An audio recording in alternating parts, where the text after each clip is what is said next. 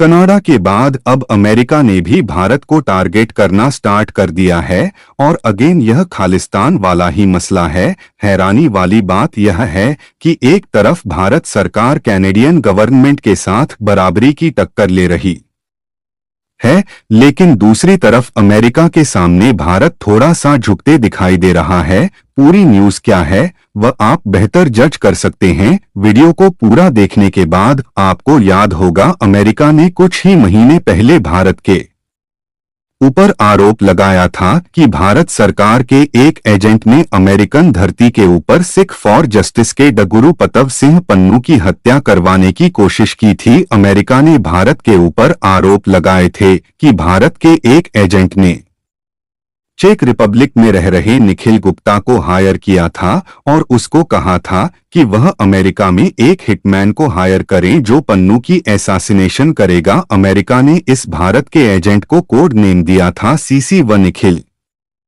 गुप्ता की तरह इस CC-1 का पब्लिक डोमेन में कोई भी नाम नहीं बताया गया था। शायद अमेरिका को पता ही नहीं है कि ये कौन है या फिर ये किसी और रीजन से CC-1 की आइडेंटिटी छुपाई जा रही है। वाशिंगटन पोस्ट न्यूज ने CC-1 का नाम विक्रम यादव होने का दावा किया था, लेकिन US गवर्नमेंट ने CC-1 का नाम अभी तक नहीं बताया है। हालांकि अमेरिका के डिपार्टमेंट ऑफ जस्टिस में निखिल गुप्ता और CC-1 इन दोनों के खिलाफ केस जरूर चल रहा है। अमेरिका ने कहा था कि उनके पास इस बात के सबूत हैं और प्रॉपर मनी ट्रेल भी है, जिससे पता चलता है कि कौन से अकाउंट से पैसे कहां पर ट्रांसफर हुए, किसने ट्रांसफर किए और किसको किए गए।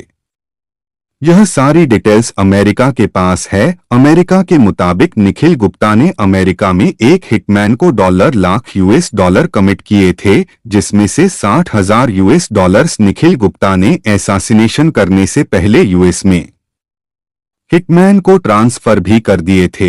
लेकिन निखिल गुप्ता ने जो हिटमैन हायर किया था वो अमेरिका की इंटेलिजेंस एजेंसी CIA द्वारा प्लांट किया गया एक अमेरिकन एजेंट था। इसलिए अमेरिका को इस असैसिनेशन अटेम्प्ट का पता चला था, यह अमेरिका का कहना है। इसके बाद अमेरिका ने चेक रिपब्लिक को कांटेक्ट करके कहा था कि वह निखिल गुप्ता को अमेरिका को एक्स्ट्रा डाइट करें, यानी कि उसकी कस्टडी अमेरिका को सौंप दें, क्योंकि उसने अमेरिकन सोइल के ऊपर एक US सिटीजन की हत्या करने की कोशिश की है। जिसके बाद चेक रिपब्लिक की कोर्ट से परमिशन मिलने के बाद चेक रिपब्लिक ने निखिल गुप्ता को अमेरिका को एक्स्ट्रा डाइट करके सौंप दिया था और यह निखिल गुप्ता आज की डेट में अमेरिका की जेल में है। अब के साथ साथ इंडियन गवर्नमेंट के एम्प्लॉय CC-1 के खिलाफ भी अमेरिका में केस चल रहा है। अमेरिका के सामने जब ये केस आया उसके तुरंत बाद जो बाइडेन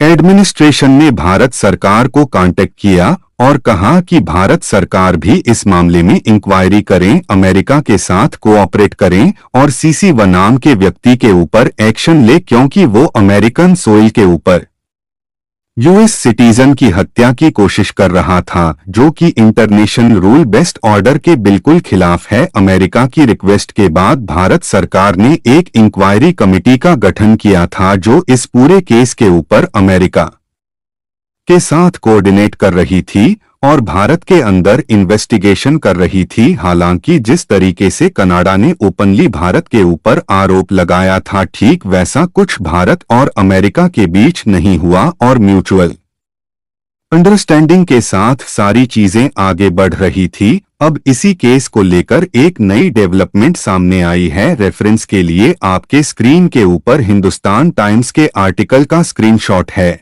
और यह आज का ही आर्टिकल है। दरअसल न्यूज निकल कर आ रही है कि भारत सरकार ने CC-1 कोड नेम वाले व्यक्ति को अरेस्ट कर लिया है। CC-1 जिसने चेक रिपब्लिक में निखिल गुप्ता को हायर किया था, उसको गवर्नमेंट जॉब से भी टर्मिनेट करके निकाल दिया गया है और अब वो गवर्नमेंट लाई यानी कि सरकारी कर्मचारी नहीं है। CC-1 को अरेस्ट करने के साथ साथ भारत के अंदर उसकी डिटेल इन्वेस्टिगेशन चल रही है और अब इसके और भी लिंक्स को इन्वेस्टिगेट किया जा रहा है। भारत की इन्वेस्टिगेशन में क्या क्या सामने आया है और इस पूरे केस के ऊपर फाइंडिंग्स को शेयर करने के लिए भारत की जो ये इंक्वायरी कमेटी है उसके कुछ मेंबर्स आज 15 अक्टूबर को अमेरिका के वाशिंगटन जा रहे हैं और यह टीम अमेरिका में लैंड हो चुकी है और आज से मीटिंग शुरू आने वाली है। भारत की इस टीम द्वारा अमेरिका को बताया जाएगा कि सीसीव के खिलाफ भारत ने क्या एक्शन लिए हैं और जो अमेरिका ने भारत को डोट सबूत दिए थे उसके ऊपर भारत ने क्या एक्शन लिए हैं और भारत सरकार की इसमें कोई भी भूमिका नहीं थी। इन शॉर्ट भारत अमेरिका को बताएगा कि हमने इन्वेस्टिगेशन में क्या क्या कदम उठाए और क्या क्या स्टेप उठाए। अमेरिका की तरफ से स्टेटमेंट आई हैगी वो इस बात से बेहद खुश है कि भारत सरकार इस पूरे केस में उनके साथ कोऑपरेट कर रही है। यह दिखाता है कि दोनों देशों की अंडरस्टैंडिंग कितनी अच्छी है। खैर, आपका क्या मानना है कि क्या CC1 नाम के इस व्यक्ति को अरेस्ट करके भारत सरकार ने सही किया, हाँ या फिर ना? नीचे कमेंट करके अपनी राय जरूर बताएं।